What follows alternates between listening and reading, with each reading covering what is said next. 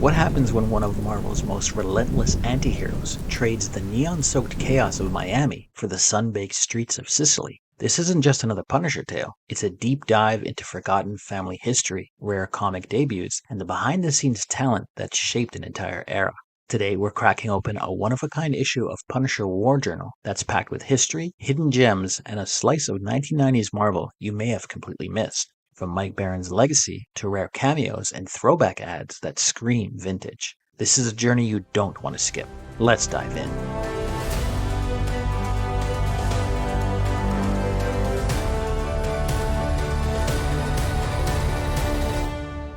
Hard-nosed Frank Castle goes back to his Italian roots as he leaves the gritty Miami drug scene behind to lay low for a while. After dispatching a crooked cop who just so happens to be a senator's nephew, Frank makes a beeline to Sicily. Once there, he learns more about his family roots and the long-standing feud between his family and the Bessuchos, a local crime gang. Determined to avenge his family, Frank sets out to end the Bessuchos while coming face to face with a relative long thought lost. This was the first issue of Punisher War Journal, written by Mike Baron. Baron was no stranger to the character. In 1987, he launched and wrote the first ongoing Punisher series, remaining on the title for over 5 years. During that acclaimed run, he and Klaus Janson introduced the character Microchip as an ally to the Punisher. Baron is also known as the first writer on DC's Wally West run in The Flash in 1987. This was also the first issue of a War Journal for artist Mark Texeira. Texeira broke into the comics field in early 1980s. Some of his work includes Masters of the Universe, various Jonah Hex titles, Cyforce, and Ghost Rider through the early and latter 90s. Cover artist Michael Golden worked on this title. His other works include The Nam, as well as the co-creation of the characters Rogue and Bucky O'Hare. Golden also drew covers for the licensed series G.I. Joe, A Real American Hero, and ROM. In the early 90s, Golden was an editor at DC, and later in the decade served as senior art director for Marvel. Colorist Greg Wright spent long stints on titles like Ghost Rider, Marvel Comics Presents, and Spider-Man for Marvel, as well as Batman, Nightwing, and the Titans for DC. With artist Jackson Juice, Wright created the character Crippler in Daredevil Annual number 7 from 1991. Along with artist Steve Butler, Wright created the character Maneater in Silver Sable and the Wild Pack in 1993. George Roberts Jr. is a seasoned comic book letterer, renowned for his extensive work in Valiant Comics during the early 90s. His precise lettering has enhanced numerous series, including Archer and Armstrong, Bloodshot, and Solar, Man of the Atom. His work is featured in notable crossover events like Deathmate Orange and Deathmate Pink, showcasing his versatility across various titles. Don Daly was the editor of this issue. Daly served as a consulting editor on the G.I. Joe and the Transformers limited series for Marvel. At the time, he was the editor of Marvel's regular Transformers comic. His other comic credits include editing Captain America, The Nam, and Sleepwalker, amongst others. He also did photographic artwork for the cover of the Punisher War Journal, number 36. Now, despite some heavy research, aka Google Maps, I was unable to find any mention of the village of Brasserie in Sicily, Greater Italy, or in fact anywhere on the planet. From the map in the comic, I'd say the village is meant to be somewhere near Palermo, on the northwest side of the island. Frank's true name, before it was Americanized to Castle, is Castiglione. The Castiglione surname is of Italian origin, specifically the habitational name for various places named Castiglione. These places derive their name from the medieval word Castiglio, meaning fortification or small castle. The Castiglione surname is not particularly common in Sicily.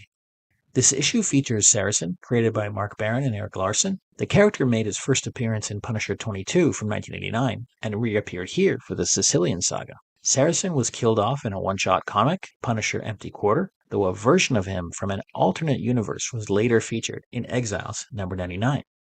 The Sicilian countryside, the coastlines, the beaches, the culture, the traditions, and Frank Castle blowing away people at every turn. This issue of Punisher War Journal is unique in several ways. It's the first appearance of the Bessucho family, and the only known instance of Castle visiting Italy. This issue is the first of a three-parter called the Sicilian Saga.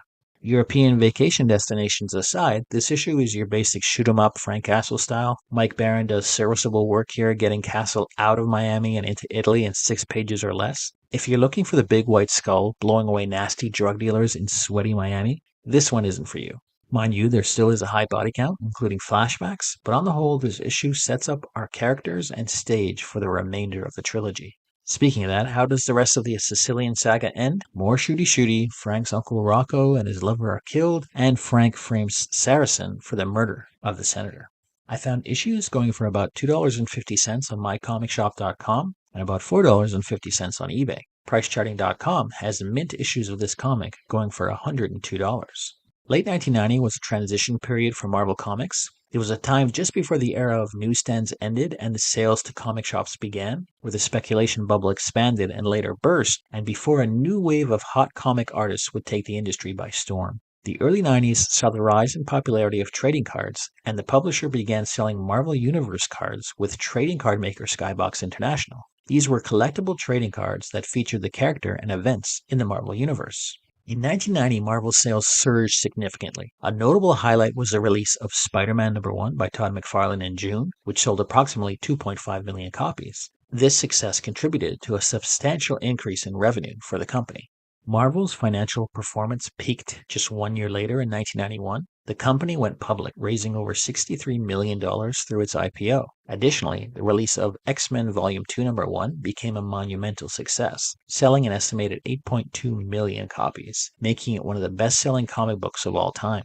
This period marks Marvel's dominance in the comic book industry, with the company accounting for approximately 66% of all dollar sales at Diamond Comic Distributors in August of 1991. There were still quite a few ads running in comics at the time, and most of the major players from that period are present. Nintendo was everywhere with an ad for wireless controllers. I never even knew these existed, so comment below if you had one of these. There was also an ad for Street Fighter 2000 by Capcom for the NES, and a unique Revlon Nintendo crossover ad for a shampoo featuring Mario and Princess Peach. As mentioned, trading card games were all the hype in 1990, and Fleer, the NFL, the NBA, Skybox, and Marvel all ran ads for their respective collectible series. TSR was promoting their Dungeon board game, a sort of easier version of D&D.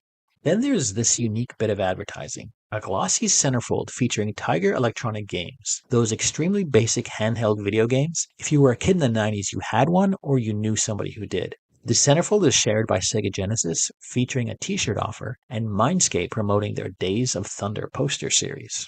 This week I wanted to find a comic shop in Frank's native Sicily, so after reviewing many in the Palermo region, I came across Fumettologi Palermo, which means Comics Palermo, which is a cool little shop located at Via I. Pizzetti 34 in Palermo. If you're ever in the region, I recommend checking them out or visiting their Facebook page by searching for Fumettologi Palermo.